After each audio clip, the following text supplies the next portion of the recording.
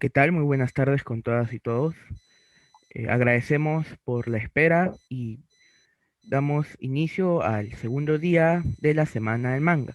Antes de comenzar, queremos recordarles nuevamente la información que les hicimos llegar a sus correos. Les pedimos por favor que en todo momento mantengan tanto sus cámaras como micros apagados, de tal manera para mantener la conexión y estabilidad del conferencista y para que todos podamos apreciar la conferencia del día de hoy con la mayor conexión. De igual manera, les pediríamos que, ante todas las preguntas, dudas, puedan ir escribiéndolas en los comentarios quienes nos acompañan desde la sala Zoom o quienes nos siguen desde nuestro Facebook. Pueden escribirlo en la caja de comentarios y nosotros lo haremos llegar oportunamente al espacio destinado para resolver las preguntas y dudas que tengan con respecto al tema del día de hoy. Entonces, nuevamente agradecemos su participación y asistencia. Ahora quisiera poder darle las palabras al doctor Ricardo Sumalavia. Doctor. Muy bien, muy buenas tardes. Muchas gracias, Luis. Estamos aquí, pues muy contentos, ya en la segunda fecha de la Semana del Manga, en esta oportunidad con el conferencista Giancarlo Guzmán Paredes, a quien desde ya le agradezco. Esta conferencia, igual que la de ayer, obviamente, estoy seguro, va a atraer a todos, ya se está compartiendo también a través de nuestras redes, y otras personas veo también que ya empezaron a compartir, lo cual nos alegra mucho. Y la conferencia del día de hoy ya por título Filosofía del manga, una aproximación a su estética y fenomenología. Gracias, Giancarlos, y ya da la bienvenida, pues te cedo la palabra, aunque antes Luis te hará una respectiva presentación. Muchísimas gracias, doctor Sumalavia. Muy bien, entonces, antes de comenzar, quisiera presentarlo brevemente al conferencista del día de hoy. Giancarlo Guzmán Paredes, él es egresado de la especialidad de filosofía de nuestra casa de estudio, la Pontificia Universidad Católica del Perú, y actualmente es estudiante de la maestría en filosofía de la misma universidad. Se desempeña como predocente en la misma casa de estudios en diversos cursos. De igual manera, es miembro asociado del Instituto Ribagüero, forma parte del grupo Presencia de los Japoneses en el Perú del siglo XVII al siglo XX del IRAPUC. Además, es miembro del grupo de investigación de filosofía contemporánea Hermes y cofundador y miembro del Círculo de Estudios Japoneses Tenjin. Sus intereses se acercan en cuanto a temas de filosofía y metafísica del lenguaje, estética y filosofía del cuerpo, además de la historia, literatura y productos audiovisuales del Japón clásico como contemporáneo. Muy bien, entonces sin más, le dejamos las palabras a Giancarlo Guzmán Paredes. Bueno, muchísimas gracias Luis por la presentación, muchísimas gracias al profesor Ricardo Sumalavia por la invitación y por permitirme estar en este espacio. El día de hoy lo que quiero hacer es presentar un poco una breve teoría del cómic, ¿no? Estamos en el marco de este concurso de manga que está organizado en el Centro de Estudios Orientales. Entonces, lo que quiero traer el día de hoy es un poco una reflexión acerca del cómic, de la historieta, del manga, como un medio de comunicación, como una forma de arte, ¿no? ¿Cuál es su lenguaje? ¿Cómo funciona? ¿Cómo se expresa? ¿De acuerdo? Y de esa manera, más o menos poder saber a qué nos estamos enfrentando, a qué nos referimos cuando hablamos de manga o de cómic, ¿ya? ¿Mm? Eh, para esto empecemos con, ¿qué es el cómic? ¿No? Entonces aquí podemos decir que es una forma de arte que usa como medio de expresión la combinación de ilustraciones y palabras que se utilizan para narrar historias o manifestar ideas, ¿de acuerdo? No solamente es una imagen, ¿ya? El cómic no solamente, su configuración no solamente se basa en tener una imagen, sino principalmente en tener distintas imágenes en secuencia, y que éstas permitan transmitir una idea. ¿De acuerdo? Esto es la secuencia lo que hace al cómic o al manga, no es la imagen misma, ¿ya? Entonces, por eso, para representar secuencias de distintos tiempos y espacios, solo dispone de dos dimensiones, las dos dimensiones del papel, ¿ya? Y por lo tanto debemos considerarlo un arte secuencial, ya que en estas dos dimensiones del papel se van a yuxtaponer distintas imágenes, y estas distintas imágenes, al estar una al costado de la otra, nos va a permitir dar una secuencia que nos va a transmitir, pues, una acción, una historia, una idea, etcétera, ¿no? Como aquí tenemos, pues, en los pequeños ejemplos que están, ¿no? El, sí, sí se ve mi cursor moviéndose por la pantalla, ¿no? Tenemos aquí, por ejemplo, lo que sería una sola imagen, ¿no? Que representa este hombrecito con su sombrero. Y aquí, esta sola imagen no es un cómic propiamente. Pero si yo cambio esta imagen y la pongo por esas dos imágenes, donde primero está el hombrecito con su sombrero y luego está el hombrecito levantando el sombrero con su mano, ahí ya tenemos un cómic. ¿Por qué? Porque estamos creando tiempo, estamos creando una secuencia de acciones, ¿ya? Ya no solamente es la representación de un instante determinado en una imagen, sino esa imagen ya se está poniendo en movimiento, en ciertos sentidos se está animando, está cobrando vida, ¿ya? En este caso, no a través de una pantalla del movimiento mismo, como puede ser, digamos, en una película, sino a través de la secuencia, ¿ya? De la yuxtaposición de imágenes. ¿Mm? Aquí tenemos distintas imágenes que representan eso, ¿no? Por ejemplo, aquí tenemos pues el paso del tiempo, una pequeña acción. Aquí tenemos pues también el paso del tiempo, un ocaso. El sol se está ocultando. Aquí tenemos pues dos escenas muy relacionadas, ¿no? Un arma y alguien asustada. Aquí se nos muestra también el mismo paso del tiempo, señalando un reloj. Es la juxtaposición lo que hace que la imagen deje de ser una mera imagen para convertirse en una secuencia de ideas. Cuando hablamos ya del manga propiamente, una etimología básica nos diría pues que los kanjis que componen la palabra manga vienen de man, que significa informal, y ga, que significa pues dibujo o imagen. ¿Ya? Literalmente, como dice, se traducen como dibujos caprichosos o garabatos. Y básicamente ya en nuestro uso común, la palabra manga hace referencia a este cómic, a este arte secuencial, pero típicamente japonés, con ciertas características idiosincráticas que han tenido a lo largo de su historia, ¿no? Ayer ustedes ya han visto con Oscar un poco la historia de la cultura gráfica japonesa. Hoy día vamos a entrar un poco más al lenguaje mismo de estos mangas, ¿ya? Entonces, voy a estar hablando en general de los cómics para referirme pues al arte secuencial en general, y por momentos voy a hacer precisiones respecto al manga, ¿ya? Que sería el arte secuencial japonés. ¿Ok? Sigamos. Antes de seguir, quisiera presentarles a Scott McCloud. Debo decir que casi un 80% de esta presentación está basada en su libro, Understanding Comics, que en castellano, si mal no recuerdo, se ha traducido como Cómo hacer un cómic. Y es un libro muy bueno en donde Scott presenta en formato de cómic, o sea, con dibujos, una teoría del cómic. Él reflexiona sobre lo que es el cómic, sus tiempos, su lenguaje, etc. Y lo hace en formato cómic, lo cual permite ilustrar de una manera muy eficiente lo que él está queriendo mostrar, ¿ya? Así que, bueno, aquí el reconocimiento a Scott McCloud, como digo, quien básicamente me ha dado el insumo principal para esta presentación. Empecemos hablando del icono y la caricatura, ¿ya? Aquí abajo ustedes pueden ver Supongo este famoso cuadro de Magritte, ¿no?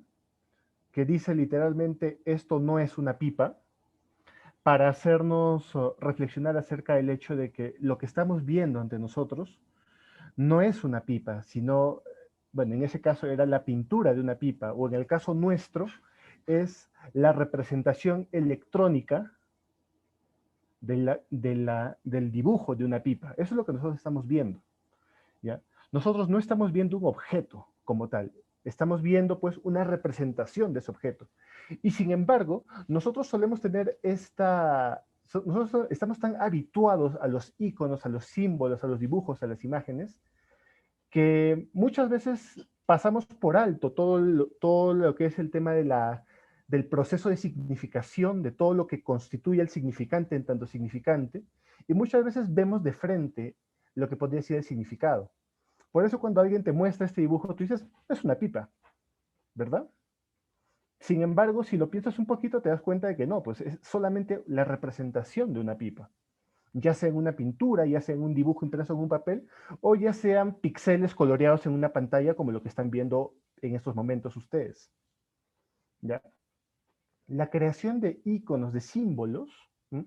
O sea, de ciertos grafos que representan cosas distintas a ellos mismos, es algo esencial para nosotros. Nuestro propio lenguaje se basa en eso. Nuestro propio lenguaje son sonidos que no tienen nada que ver con las cosas y que sin embargo representan a las cosas. Las letras representan esos sonidos, ¿no?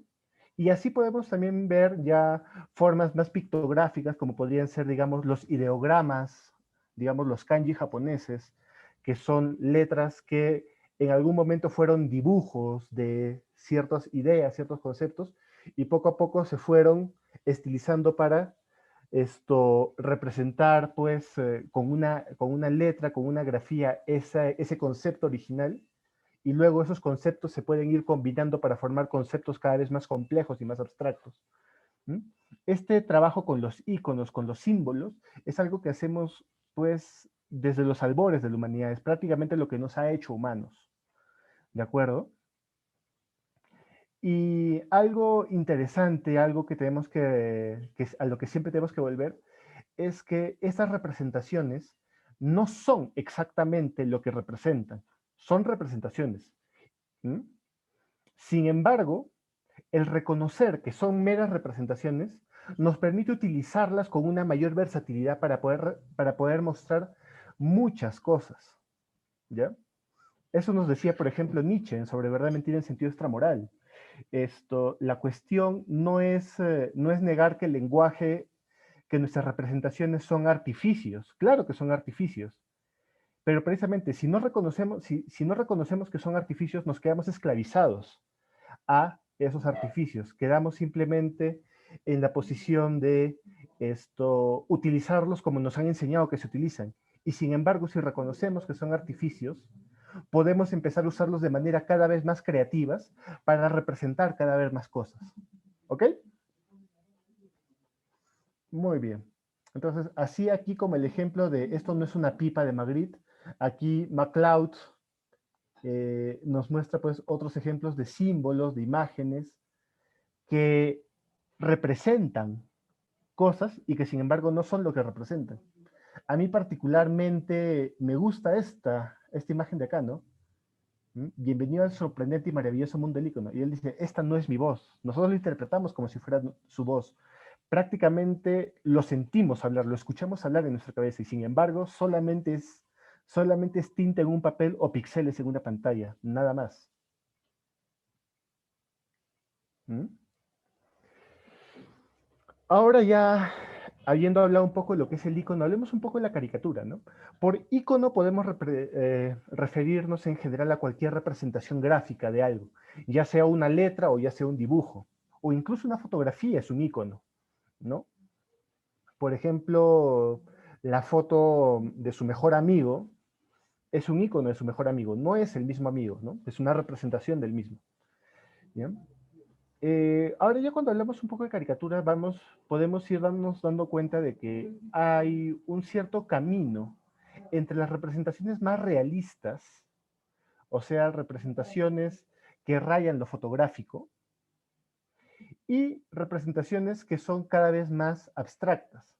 ¿A qué nos referimos con abstraer en este caso? Nos referimos a ir restando esas particularidades que hacen que un individuo sea único y de alguna manera lo vamos haciendo cada vez más general, de manera que sigue representando ese individuo, pero cada vez representa más versiones del mismo individuo. Por ejemplo, esta foto solamente puede representar a una persona, nada más. En esta imagen se siguen reconociendo los rasgos principales de esa persona, pero ya podrían ser otra persona un poco parecida, ¿no? Ya tal vez no está el lunar, ya tal vez no está una sombra. Aquí tenemos al mismo personaje, pero también cada vez más abstraído. Aquí ya solamente sus ojos, su nariz, su boca son líneas, simplemente. Y sin embargo podemos seguir identificando cosas como que, bueno, es una persona, es probablemente un hombre por la forma del mentón, tiene orejas, etc. Y en este último caso llegamos al mínimo, por así decirlo, a la máxima abstracción posible, ¿no? Solamente dos puntitos y una rayita que representan una cara. ¿Mm? Lo interesante de la caricaturización es que nos permite controlar cómo podemos ir llevando a cabo este proceso de abstracción para poder representar, ya sea con mayor fidelidad, de manera objetiva, una persona, o ya sea, pues, de una manera mucho más abstracta, exagerando algunos rasgos, etcétera, de alguna manera acercando al icono al concepto, ¿m? Haciendo que el icono se convierta en una especie de símbolo, ¿ya? En algo general que representa a muchos en particular. ¿Mm? ¿Ok?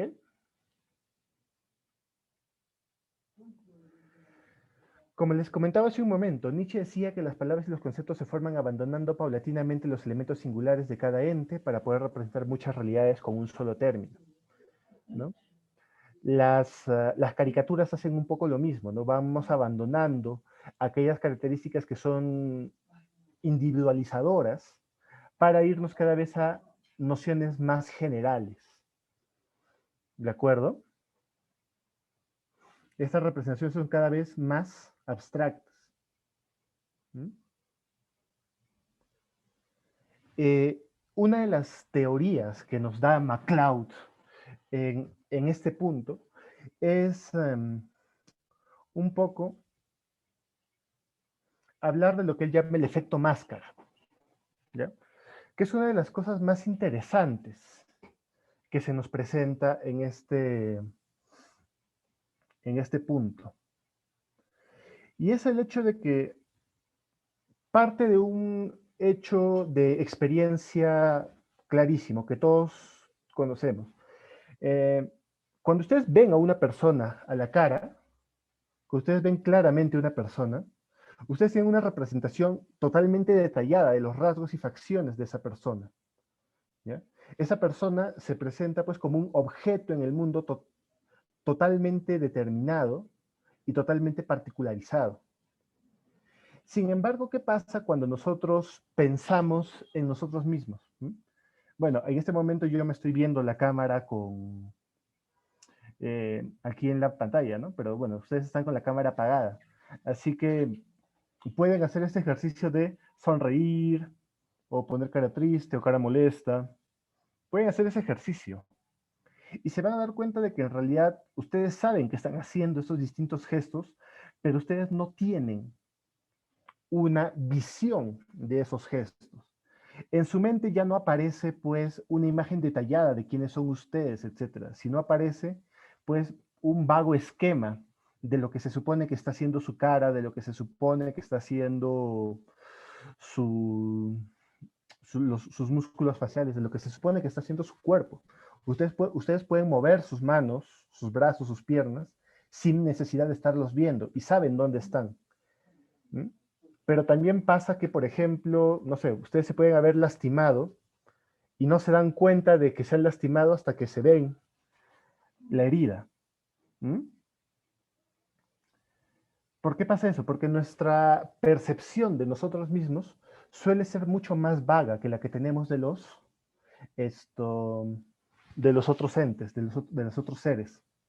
¿Mm?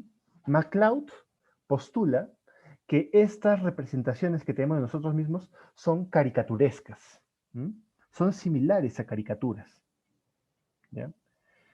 Nosotros nos vemos a nosotros mismos como en la simpleza de estos esquemas, mientras que vemos a los demás en toda la riqueza de detalles de su objetividad.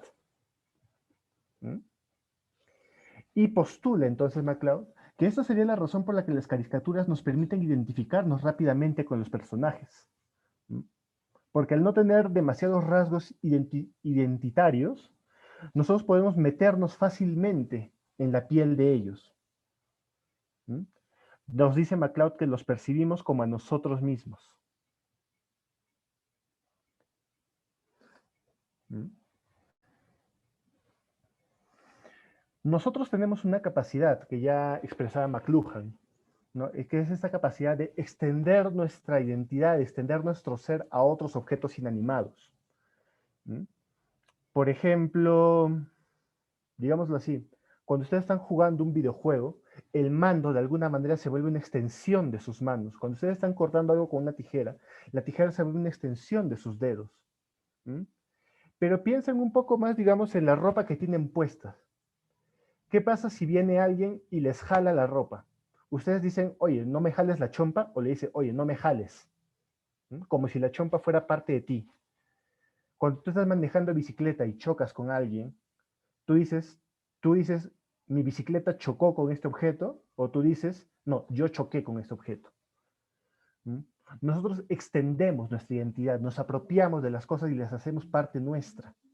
No solamente son objetos que están a nuestra disposición, son parte integral de lo que somos nosotros mismos cuando estamos llevando a cabo estos,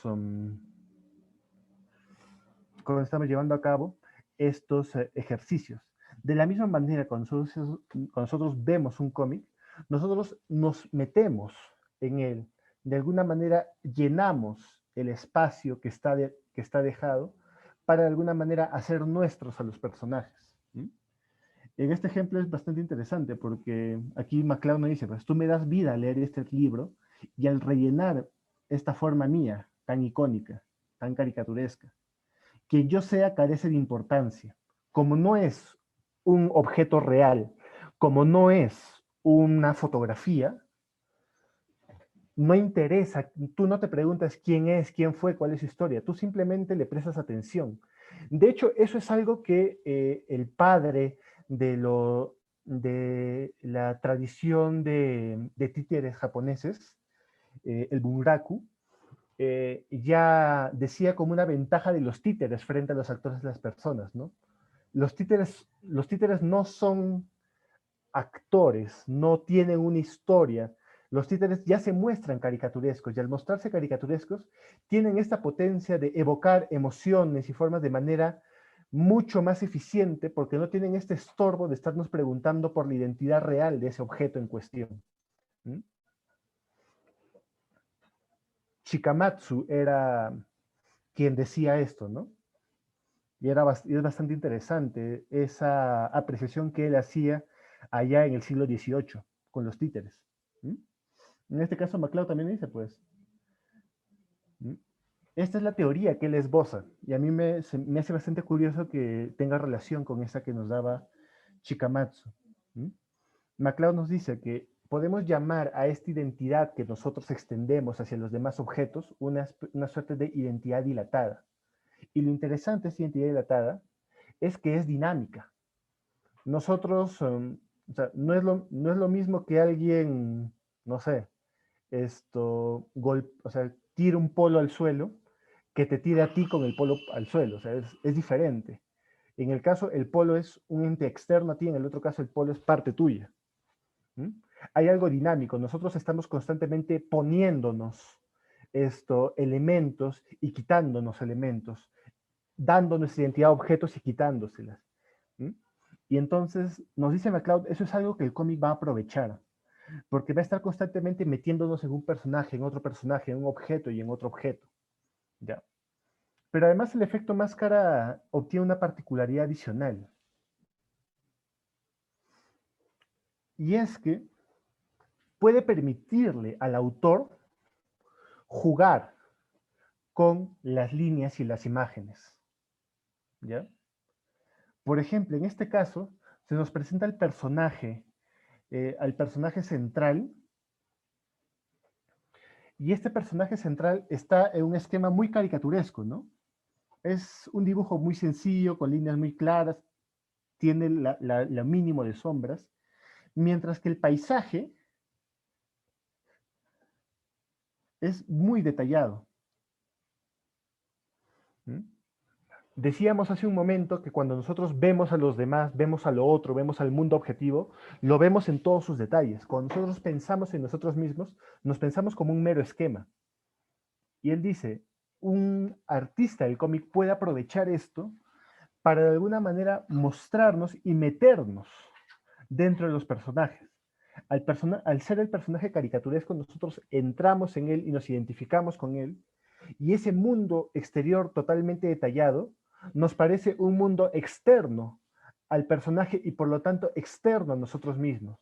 Nos permite jugar de una manera muy interesante con lo objetivo y lo subjetivo dentro de la imagen, indicándonos, señalándonos claramente dónde tenemos que identificarnos, dónde tenemos que situarnos y hacia dónde tenemos que ver. Eso es algo muy interesante. MacLeod dice una serie de líneas para ver y otra serie de líneas para hacer. Las líneas para ver, pues, son las del dibujo objetivo, las líneas para hacer son las que están determinadas por nuestro personaje.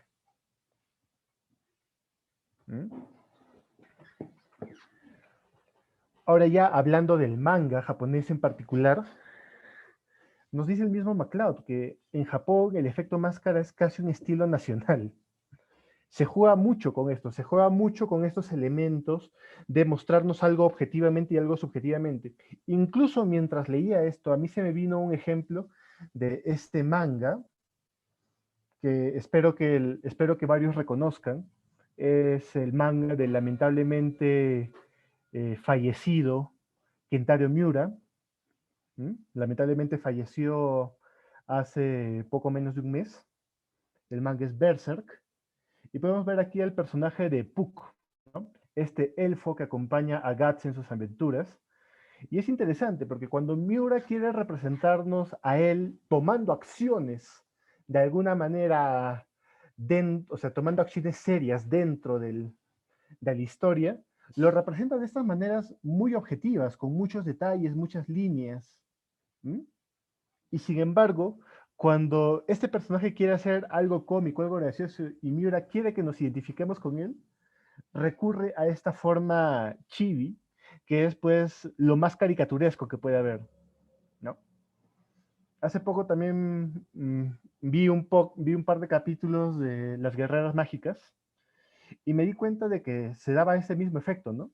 Cuando se nos quería mostrar una escena seria, objetiva, cuando se nos quería poner como espectadores de la narración, los personajes aparecen pues con todos sus detalles, en proporciones reales, tal y como deben ser. Y sin embargo, cuando hay momentos en los que el autor quiere que nosotros nos metamos dentro de los personajes, sintamos lo que sienten, percibamos lo que perciben, utiliza este estilo, ¿no? Que es un estilo chibi, ¿m?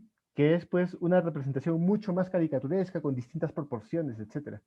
Esta combinación de formas de dibujo permite al autor jugar y una vez más, como decía, nos permite dirigir nuestra mirada, nos permite decir, métete aquí, salte aquí, mira, mira desde esta posición, mira desde esta otra posición. Eso es algo muy interesante que reconoce MacLeod en estos cómics, ¿no?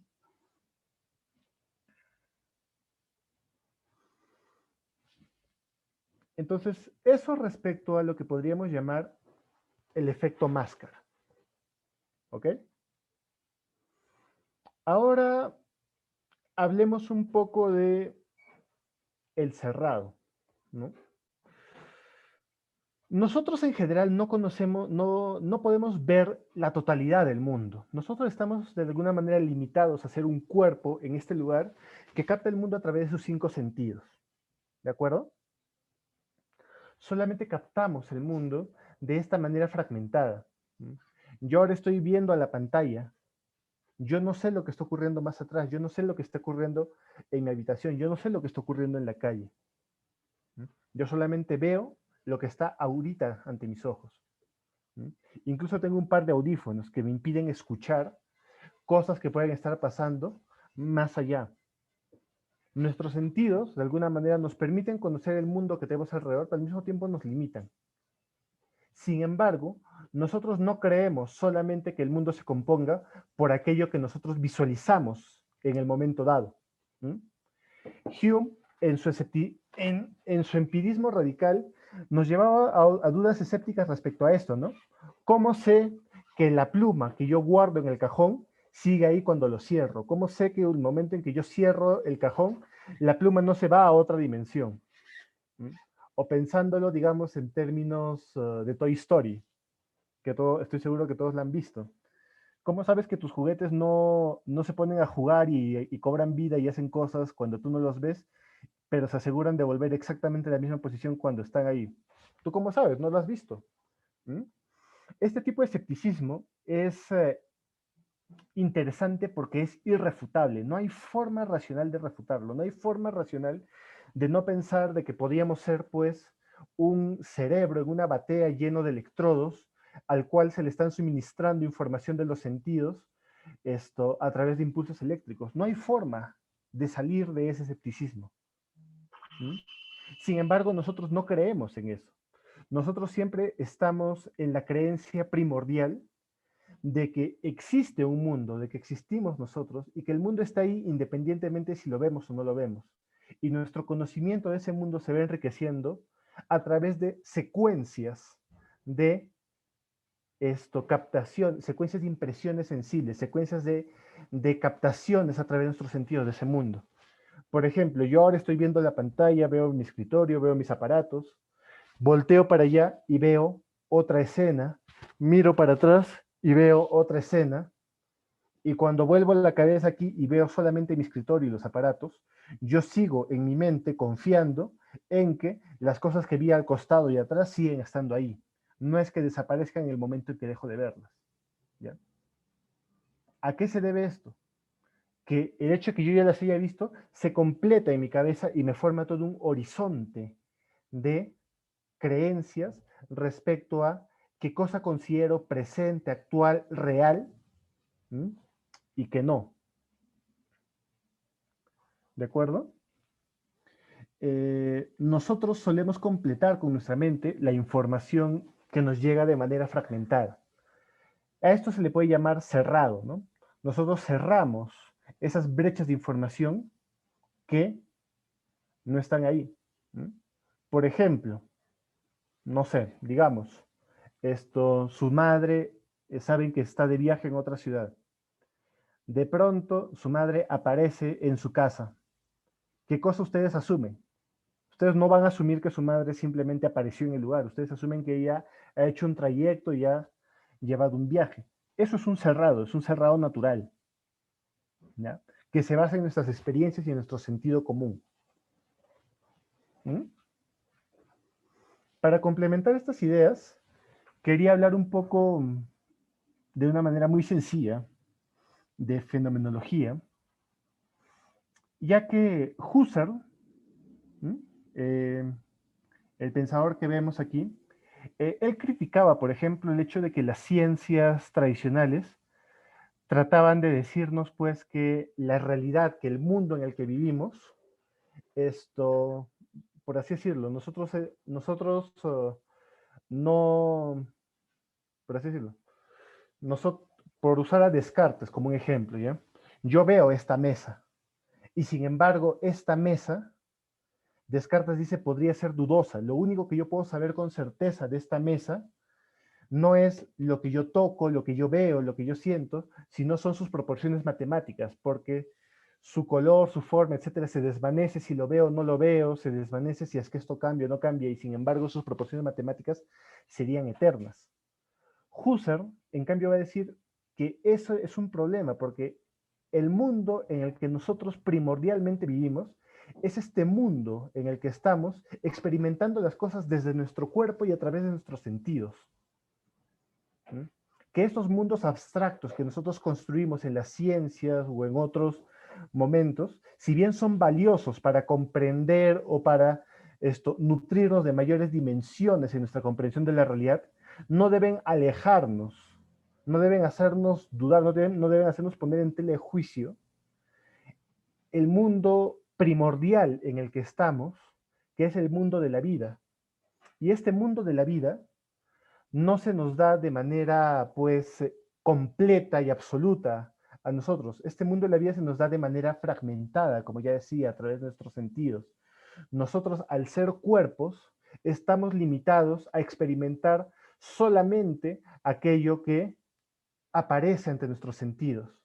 Y aún así, nosotros completamos todo un horizonte de cosas, todo un horizonte lleno de objetos, personas, etcétera, algunas que están presentes a nuestras impresiones sensibles, otras que no están presentes, otras que incluso ni siquiera hemos experimentado, pero que creemos que están ahí, y todo eso configura la estructura misma del mundo a partir del cual nosotros articulamos nuestra experiencia. ¿Mm? El mismo tiempo lo experimentamos de esta manera. Nosotros no podemos experimentar el tiempo como un todo. Nosotros solamente experimentamos el tiempo en una secuencia de pasos, de objetos que van ocurriendo. Y sin embargo, nosotros seguimos asumiendo que existe un tiempo, que hay un pasado, que hay un futuro, que hay cosas que van a ocurrir, que hay cosas que no. Todo eso configura nuestro mundo de la vida. ¿De acuerdo? ¿Mm?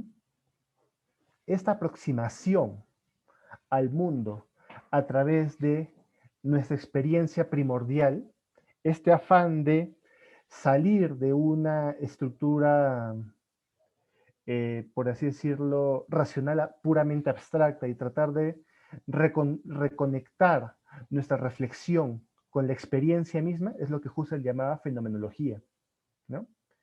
Y de alguna manera MacLeod la trae a colación muchas veces. ¿Mm? Como les decía hace un momento, nuestros sentidos solo nos entregan información fragmentada, secuencial y fragmentada. Por así decirlo, una persona ciega solamente reconoce el rostro a través de irlo tocando poco a poco con sus manos, ir construyendo poco a poco una secuencia de texturas para darse una idea de cómo es el objeto. De la misma manera, nosotros vamos barriendo con nuestros ojos los objetos y sin embargo nunca terminamos de ver todo lo que hay por ver. ¿Mm? Como también mencioné hace un momento, somos cuerpos y eso necesariamente nos sitúa en puntos de vista determinados. Nosotros no vemos desde el punto de vista de la eternidad. Nosotros vemos desde determinados puntos de vista. ¿Mm? Y nuestra experiencia está construida a partir de esa perspectiva. ¿Mm? ¿Mm? Estos estímulos en secuencia configuran pues el horizonte de lo presente, de lo que está ante nosotros, ¿Mm? Que es al mismo tiempo un horizonte espacial que nos dice, ok, estoy aquí en este lugar, existen cosas detrás de mí, existen cosas que no estoy viendo, pero sé que están ahí, que son parte del mundo. Y también es un horizonte temporal, porque lo que yo estoy haciendo, el hecho de que yo esté aquí y de que yo reconozca las cosas, no las reconozco de manera intemporal. Yo sé que todas las cosas tienen una historia, yo sé que yo mismo tengo una historia, yo sé que todo ocurre en un tiempo determinado y por lo tanto yo construyo mi experiencia actual a partir de la historia de mi tiempo, llegado a este momento, y también proyectándome hacia un futuro que tiene que ser de alguna manera coherente con el tiempo, con el horizonte temporal en el que estoy ahora. ¿Ya? Este horizonte es más que la suma de estímulos. Supone una totalidad de experiencia que engloba lo presente y lo no presente. ¿Ya? Como les dije, no solamente, cuando hablamos de estos horizontes de experiencia, no solamente estamos hablando de lo que está presente actualmente ante mis ojos, sino también de lo que está, por así decirlo, todo lo que asumimos, todo lo que consideramos real, que configura el mundo real en el que vivimos y que experimentamos y sobre el cual hacemos suposiciones y nos movemos en él. ¿Mm? Muchas de estas cosas las sabemos ya por sentido común. ¿Mm? Y de alguna manera el cómic, la imagen, el arte secuencial del cómic, aprovecha este sentido común para de alguna manera llevarnos y transmitirnos estos mensajes a través de las imágenes. ¿Mm? Entonces, es por eso que nosotros no necesitamos una información detallada paso a paso de cada evento para trazar sentidos y relaciones. Nosotros cuando vemos una película sabemos que en realidad son una secuencia de imágenes que pasan muy rápido, en algunos casos a 30, 45, 60 cuadros por segundo, aunque ahora los celulares pasan hasta 120. O sea, son 120 imágenes en un segundo que nos muestran pasito a pasito todo lo que es el movimiento. Pero nosotros no necesitamos siempre eso. ¿Mm? En este caso, por ejemplo, nos basta ver estas dos imágenes separadas. ¿Mm? Primero tenemos esta que dice vas a morir y luego la escena se aparta y sale un grito. Entonces asumimos que el hombre de atrás ha dado ese hachazo. No necesitamos verlo. Con esto que está pasando ya sabemos que así es. ¿De acuerdo? ¿Mm? En los cómics, las líneas que separan las viñetas llamadas gutter nos permiten hacer esos cierres. O sea, cerrar es completar la información que nos falta para darnos una idea completa. ¿Mm? Dice MacLeod, si la iconografía visual es el vocabulario de los cómics, el cerrado es su gramática. ¿Mm? ¿De acuerdo? Es mediante el cerrado que nosotros vamos completando y mostrando ideas complejas sin tener que recurrir única y exclusivamente a mostrar secuencias de una misma acción. Ahora hablemos un poco de los tipos de cerrado que reconoce el autor. Él nos dice que él reconoce 6 tipos de cerrado. El primero es momento a momento, ¿no? Que es el que mencioné, por ejemplo, hace un momento cuando les hablaba de la imagen en video, ¿no? Tenemos 2 imágenes que representan, pues, simplemente una secuencia de tiempo de movimiento, pero que es del mismo instante. El segundo tipo de cerrado sería el que es acción a acción. En este caso se nos muestra ya no un momento concreto, sino una acción completa. En este caso vemos la pelota acercarse al beisbolista y al beisbolista habiéndola bateado. Y nosotros reconocemos exactamente qué es lo que ha pasado, toda la escena, el movimiento de la bola y el golpe. ¿Mm? En el tercero tenemos tema a tema. ¿Mm? Tenemos todo un contexto que nos permite identificar 2 imágenes distintas que ni siquiera tienen que tener a los mismos personajes, pero que sin embargo están estrechamente relacionadas entre sí, ¿no? En este caso, el atleta rompe la línea de meta y en ese momento se establece el cronómetro, lo cual podría incluso llevarnos a pensar, ya especulando un poco más, que ese tiempo que ha roto en el cronómetro es algo especial y que por lo tanto tal vez ha batido un récord. Perdón. Ha batido algún tipo de récord.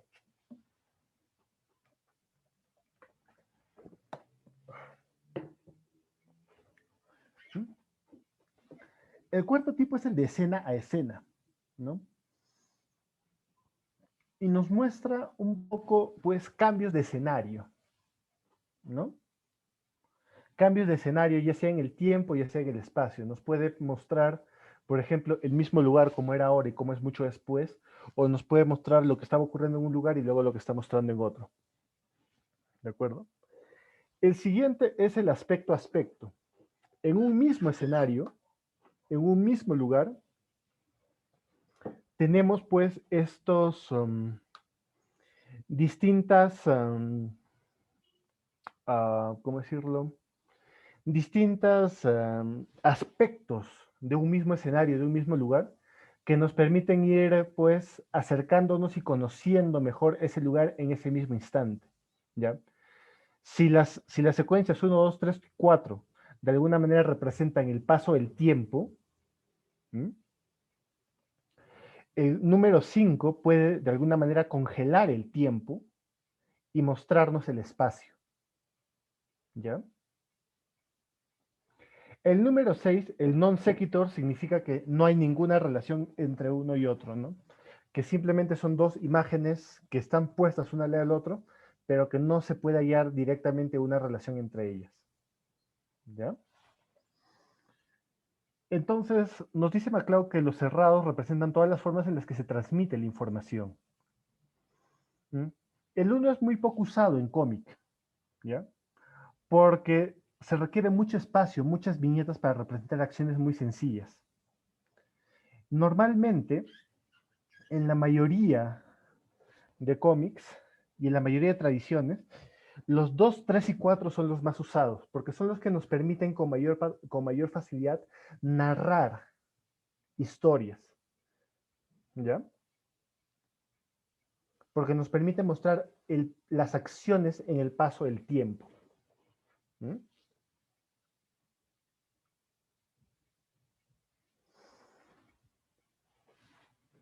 Sin embargo, MacLeod señala que el 5, las transiciones aspecto a aspecto, son muy, muy típicas del manga japonés, ¿ya?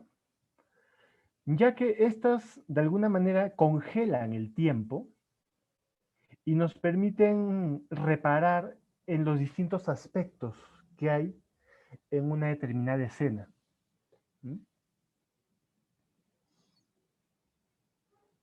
Nos dice, podemos ver que MacLeod nos va a decir que el 5 es uno que es habitualmente usado en Japón, muestra el tiempo detenido, la subjetividad, el ambiente, permite la introspección. ¿Mm? Si nosotros queremos trasladar este tipo de escenas al plano de una animación, lo que vamos a estar viendo va a ser, por ejemplo, cuando hay largos silencios, cuando hay momentos pues de silencio en el cual se muestran las distintas cosas, un poco de ruido ambiente, y en ese momento no te están narrando una acción, es un momento para que tú de alguna manera reflexiones en lo que está pasando, ¿no? Eso que se muestra de esa manera, mediante los silencios o los ruidos ambientes en una película, se nos muestra en en el cómic o en el manga, mediante esas transiciones del tipo 5, aspecto a aspecto. Muy bien.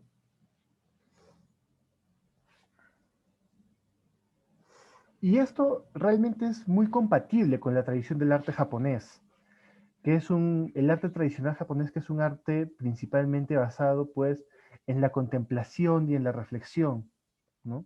En la capacidad que tenemos nosotros de alguna manera de detenernos a ver los pequeños detalles de las cosas. Pensemos en un haiku, por ejemplo, ¿no? Matsuo Basho, en su haiku más famoso, nos decía: el viejo estanque, salta una rana, ruido en el agua. No sé si pueden imaginarse eso casi como una secuencia de imágenes. ¿Mm?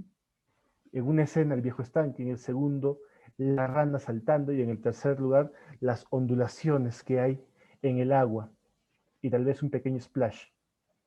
¿Mm? El arte japonés clásico siempre se ha basado en eso de entrar en pequeños detalles, en eso de reflexionar en pequeñas cosas. Y de alguna manera, el, el manga japonés absorbe parte de esa tradición. ¿Mm? Al menos el más clásico. Ya hoy en día podemos ver que ha habido mucho diálogo entre las distintas tradiciones occidentales y la tradición japonesa. Sin embargo, estos serían pues algunas características que forman parte de su idiosincrasia más clásica.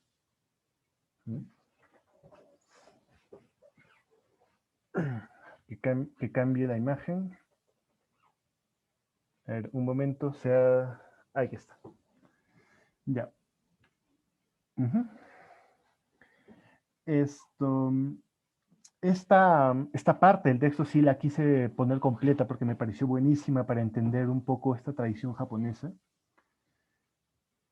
Me dice, en Occidente el arte y la literatura tradicionalmente no suelen andarse con rodeos. En líneas generales somos una cultura que va al grano. Pero en Oriente cuenta con una rica tradición de obras de arte cíclicas e intrincadas. Los tebeos japoneses pueden ser los herederos de esa tradición, si es cierto lo del refrán que dice de tal palo tal astilla. Mediante esa y otras técnicas narrativas, los japoneses ofrecen una visión de los tebeos muy diferente a la nuestra, y es que en Japón, más que en ninguna otra parte, el cómic es un arte de intervalos.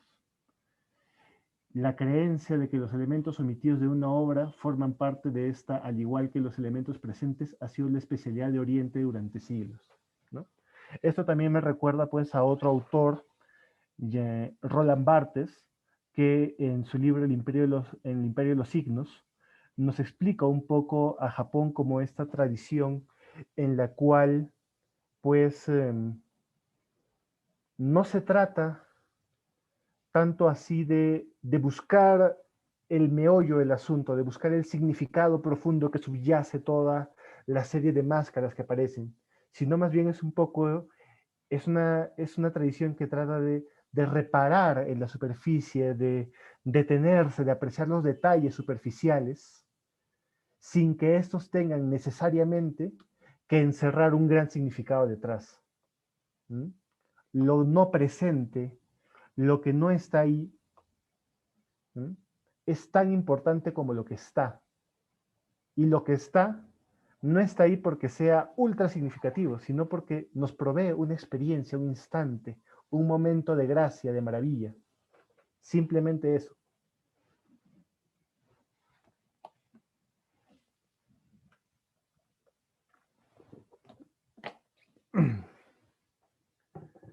Con eso terminamos de hablar un poco del cerrado y pasemos a hablar ya del tiempo, ¿no? La cuarta dimensión en 2D. Fijémonos un poco en las imágenes que tenemos detrás, ¿no? Veamos un poco este cómic, ¿no? Tenemos al tío que dice sonríe, dice, el flash me ciega, tío, jejeje.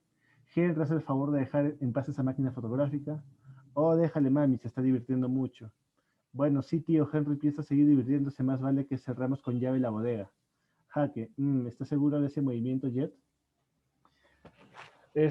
Nosotros solemos estar acostumbrados por la fotografía, por la pintura, en que muchas veces solamente una imagen captura un instante y nada más. ¿Ya? Y resulta interesante ver cómo el cómic se las arregla con su lenguaje para poder mostrar la cuarta dimensión solamente en 2 dimensiones. ¿Mm? Podemos pensar, pues, como veíamos en las imágenes del principio del muñequito sacándose el sombrero, que una forma de representar el tiempo es a través de varias viñetas. Claro que sí, ¿no? Yo muestro una viñeta del muñequito con el sombrero, también otra viñeta del muñequito quitándose el sombrero, y yo ya sé que hay 2 momentos ahí determinados, ¿no? Y que hay una acción que se ha llevado a cabo y un movimiento que está. Sin embargo, una viñeta también puede representar varios momentos. Por ejemplo, cuando vemos la viñeta que está aquí, nos damos cuenta que para que para que aquí los novios digan, el flash me ciega, tío Henry, primero tiene que haber presionado el clic. Y antes de presionar el clic en la cámara, él tiene que haber dicho sonríe. ¿Mm? Entonces, todo esto no puede ocurrir en un solo instante. ¿Mm? O en este otro caso, también es bueno. ¿Mm? Aquí, este personaje dice jaque, y el otro dice, ¿estás seguro de ese movimiento, Jet? ¿Mm? Primero él tiene que haber pensado la jugada, tiene que haber hecho la jugada, tiene que haber hecho el movimiento de mover la ficha antes y para recién poder pronunciar jaque, y solamente después de eso el otro personaje va a responder si está seguro de ese movimiento. ¿Se dan cuenta? Se está estableciendo aquí una cronología, un pase del tiempo, unas acciones y reacciones que permiten establecer que no todo ocurre en el mismo instante, sino que se va dando. ¿Cómo completamos esto? ¿Cómo nos podemos representar esto del tiempo? Fácil, mediante nuestra experiencia concreta. Nosotros sabemos que hay cosas que no pueden ocurrir simultáneamente, que tienen que ocurrir unas detrás de las otras.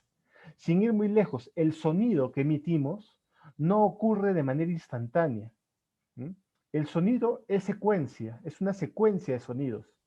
Cuando nosotros ponemos entonces palabras, esas palabras no pueden ocurrir instantáneamente, esas palabras tienen que estar ocurriendo en un tiempo determinado. ¿Mm? Nos dice MacLeod, eso hace, por ejemplo, que esta escena, lejos de representar un instante, puede tranquilamente representar unos 30 segundos, una sola viñeta.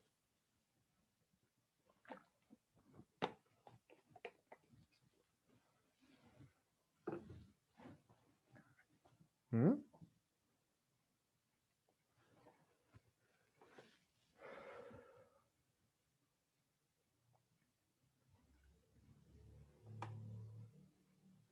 Por eso nos dice, hay que diferenciar al cómic de la fotografía. El cómic no solo captura el instante, sino representa escenas con un tiempo intrínseco, ¿no? Las acciones y el movimiento están supuestas en las viñetas. ¿Mm? Y también nos dice, el viñeta y el tipo de viñeta nos da instrucciones del tipo de cerrado, pero también de la dimensión temporal de la escena. Eso también resulta interesante, porque por ejemplo, aquí tenemos, en este caso tenemos una sola imagen. Esta imagen podría ser una imagen meramente estática. ¿Mm? Sin embargo, aquí alguien está pronunciando las palabras, se está dejando la piel, chicos. Entonces, si lo está diciendo un personaje dentro de ese mundo, esto ya no puede ocurrir en un instante, tiene que estar desarrollándose en un tiempo. Aquí, por ejemplo, en cambio, si esto se pone no como algo que está siendo dicho por un personaje dentro del mismo mundo, sino si que es algo que se está dando directamente en, o sea, si no es algo que le está diciendo pues un narrador fuera de la escena, esto de alguna manera recupera su capacidad de, esta imagen recupera su capacidad de desarrollarse de manera casi instantánea. ¿Mm? El tipo de viñetas que usamos, el tipo de globos que usamos para representar sonidos, etcétera, nos marcan el tiempo. El sonido es una de las formas más claras de señalar el tiempo dentro de un cómic.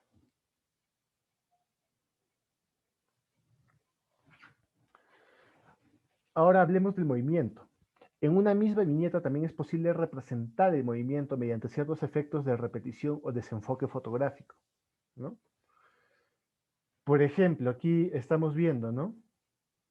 Esta mano se está moviendo desde aquí hacia aquí, en esta dirección. Este puño está yendo de aquí a aquí, en esta dirección. Esta mano se está moviendo de aquí a aquí, en esta dirección. ¿Mm? Una sola imagen, que es estática, nos puede transmitir movimiento utilizando ciertas líneas, ciertos efectos de desenfoque, ¿no? Digamos, cuando yo muevo mi mano, aparece desenfocada en la cámara. Ese desenfoque lo puedo representar con esto o con esto, en un cómic. Sin embargo, también podemos notar esto. Si lo que está enfocado es el objeto que se mueve, entonces es el escenario lo que aparecerá desenfocado. A esto lo podemos llamar movimiento subjetivo. Y MacLeod nos va a decir que una vez más fue en Japón, una cultura de tebeos muy diferente a la occidental, donde se entusiasmaron con este concepto de movimiento apropiándoselo. ¿Mm? El manga japonés usa mucho este movimiento subjetivo, ¿ya? Que si nosotros lo pensamos un poco más, está muy relacionado también con el efecto máscara, con la capacidad que tenemos nosotros de meternos dentro de la serie. No solamente, el manga no solamente trata de ponernos a nosotros como espectadores frente a un escenario donde están ocurriendo cosas, sino que nosotros mismos nos involucramos como personajes. La viñeta nos muestra una perspectiva tal y como si nosotros estuviéramos ahí. ¿Mm? Por ejemplo, En esta imagen, perdón, en esta imagen de acá, nosotros nos estamos moviendo en la moto. Nosotros somos quienes estamos manejando la moto. ¿Mm? Aquí podemos ver que son los personajes los que están ahí. Y aquí los vemos como si nosotros fuéramos en una moto siguiendo a los personajes. ¿Mm? Todo esto permite crear un lenguaje del movimiento que permite expresar esa subjetividad del punto de vista desde el cual se está mostrando las cosas. ¿Mm? Lo más interesante de todo esto radica en esta visión japonesa de centrarse pues en lo subjetivo, en la experiencia, en lo que uno mismo tiene, en lo que uno mismo percibe, más allá de tal vez pues una representación objetiva de la realidad. ¿Mm? El manga japonés probablemente su característica más interesante y más importante y tal vez pues su mayor aporte a lo que ya sería pues una tradición de cómic más actual, más moderna y más global, es precisamente este afán de centrarse en la experiencia subjetiva, de centrarse en el tiempo subjetivo. ¿Mm? Cuando ustedes ven un anime, normalmente suelen haber bastantes espacios de reflexión, de diálogo interno. ¿Mm? Cuando ustedes ven estos mangas, ustedes están dentro de la escena, viendo lo que está pasando. ¿Mm? Esa, esa capacidad de expresar la subjetividad es algo, puedes decirlo, es el gran aporte del manga japonés a la cultura visual contemporánea. Y ya para terminar, cerremos con algunas conclusiones en las cuales podemos decir esto. Bueno, en primer lugar, que el cómic manga es un arte secuencial que se caracteriza por usar iconos que representan personajes, escenarios, historias, acciones, movimientos, etc. ¿No? Para hacerlo, aprovechen nuestra experiencia. Nosotros captamos el mundo fragmentado y lo completamos y le damos sentido. Así las escenas que vemos se nos dan por fragmentos, pero podemos completarlas y darle sentido. ¿Mm? Así como nuestra experiencia en la realidad es una experiencia fragmentada, la experiencia que nos da el cómic es una experiencia fragmentada y utiliza los mismos saltos que damos nosotros para completar nuestra experiencia real, para que nosotros también podamos completar lo que está ocurriendo en el mundo ficticio de la imagen. ¿Mm? En el cómic se nos da un fragmento del mundo, se nos representa todo un mundo, no se nos da un fragmento del mundo, perdón, se nos representa todo un mundo. De la misma manera que el hecho de que yo esté aquí solamente viendo las cosas que están presentes no hace que el mundo desaparezca a mi alrededor, cuando yo veo una escena en un cómic, yo estoy asumiendo que esa escena no se agota en los cuadros, en las líneas que esto delimitan la viñeta, sino asumo que cada una de estas viñetas me va dando pues una perspectiva, una visión, un vistazo de ese mundo y me permiten completarlo como un todo. ¿Mm? Permiten hacer que los personajes no sean solamente pues dibujitos, sino sean efectivamente personajes que tienen acciones, que hacen cosas, que tienen sentimientos, que tienen pensamientos, etc. ¿Mm? ¿Mm? Cada escena, cada viñeta va completando nuestro deambular por ese mundo y nos muestra una perspectiva, de la misma manera que nosotros al deambular por nuestros lugares vamos conociendo cada vez más de ellos. El tiempo y el movimiento no deben interpretarse fotográficamente, sino hay que leer utilizando nuestro sentido común, las distintas secuencias de acciones, palabras, etc. Y finalmente, el cómic es un lenguaje particular, transmite gracias a sus caracteres y gramáticas. En él nos introducimos y aprendemos a interpretar. Habla directamente a nuestra experiencia. ¿Mm? Y bueno, eso sería todo. Muchas gracias, disculpen la demora. Y bueno, si hay alguna pregunta o duda, estaré muy contento de poder absolverla. Muchas gracias. Muchas gracias, Giancarlo. Sí, justo acá tenemos preguntas del Facebook. Primero nos hace la consulta Miguel. Nos pregunta, ¿cuál es el rol que tienen las onomatopeyas como símbolos lingüísticos en las mangas y en qué se podría diferenciar con respecto al cómic? Mm, Bueno, o sea, el rol que tienen las onomatopeyas como estilo lingüístico, o sea, o sea, son parte de la estructura, eh, o sea, son parte de la estructura icónica del, del cómic, ¿no? O sea, cuando tú ves el cómic, tú ves distintos iconos, ¿no? Algunos de esos iconos pueden ser, por así decirlo, los rostros, imágenes, personajes, escenarios, y parte de toda esa iconografía son las onomatopeyas. Si se dan cuenta, una onomatopeya en un cómic y lo mismo en un manga, no solamente pues es un texto, ¿m? Sino que se utilizan o sea, el texto es dibujado para representar un sonido, ¿no? Entonces, un poco esa es su función. Ahora, la verdad no conozco tanto La verdad no conozco tanto del cómic occidental para decirte estas son las grandes diferencias, pero sí lo que te puedo decir es que parte integrante, parte central del, de la estructura del cómic está en mostrarnos no solamente los sonidos emitidos por los personajes, sino también los sonidos del ambiente. En algunos casos, ni siquiera basta, ni siquiera hace falta mostrar una onomatopeya. Tú muestras una imagen de alguien, digamos, picando una cebolla en una tabla de picar y tú ya estás escuchando el sonido. Tú ves una imagen de un reloj y tú ya escuchas el tic-tac sin que esté ahí. Pero si quieres enfatizarlo, puedes poner una onomatopeya. ¿Mm? Ahora, en Japón tienen una tradición muy importante con las onomatopeyas, ya que tienen montones de onomatopeyas para todo, ¿no? Entonces las utilizan a veces en lugar de distintas palabras. Por ejemplo, para hablar del latido del corazón, utilizan tokidoki. Tokidoki significa corazón latiendo. Cuando quieres poner un grito, pones kia. Cuando quieres, ¿qué otra onomatopeya es así bien conocida? El beso. Un beso es chu.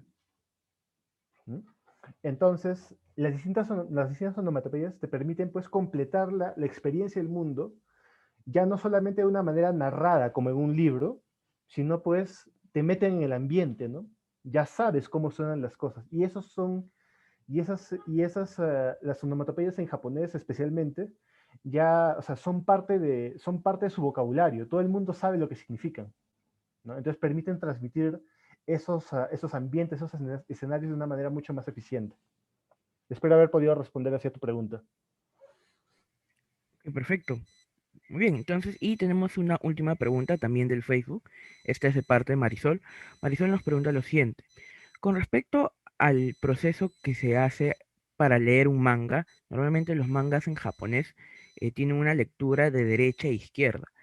¿Tiene esto un trasfondo cultural o es meramente una estructura que se ha acordado entre los autores?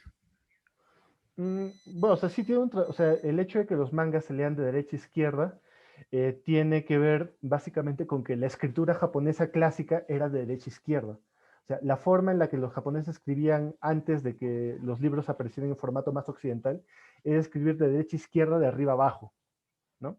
Si ustedes ven un libro japonés antiguo van a darse cuenta que está escrito así.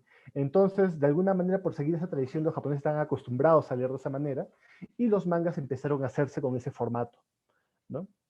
Igual no siempre es fácil darse cuenta, o sea, es un buen criterio cuando tú quieras leer un manga, saber que tienes que leer de derecha a izquierda, ¿no?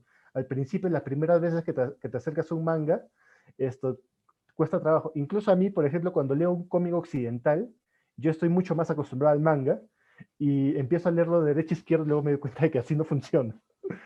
Pero sí, ahora también bueno, ya es una cuestión de práctica, ¿no? El aprender en qué orden ir leyendo las viñetas, porque en algunos casos es muy claro, ¿no? Pum, pum, pum, pum, pum, pum, pum, pum, pero en otros casos es como que te vas de aquí, te vas al medio, sales acá, ¿qué cosa leo primero? ¿Mm?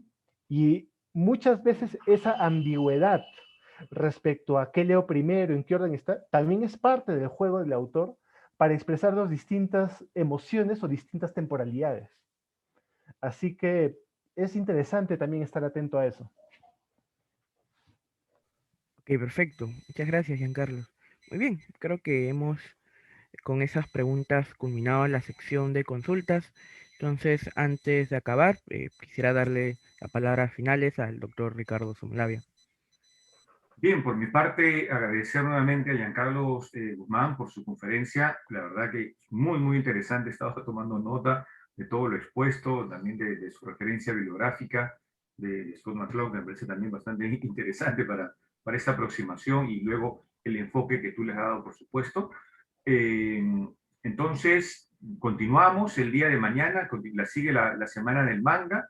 No olviden a todos los que están aquí ahora en esta sala también de acompañarnos pues el miércoles, el jueves, también pasar la voz, todavía pueden seguir siguiéndonos a través de nuestras redes. Entonces, muchísimas gracias, Giancarlo, gracias, Luis, y a todos los participantes. Gracias. Muchísimas gracias.